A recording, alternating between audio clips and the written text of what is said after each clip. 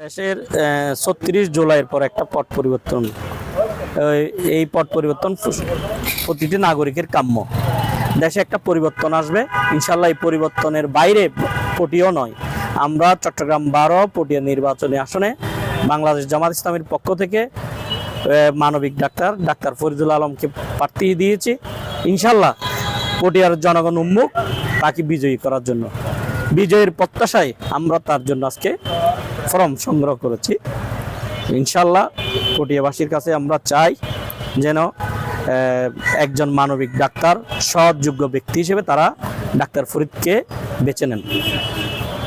আমি আপামর জনতাকে তার কল্যাণ এবং সুস্বাস্থ্য কামনা করে তার জনগণের কাছে দোয়া চেয়ে আমরা এখানেই বিদায় নিচ্ছি।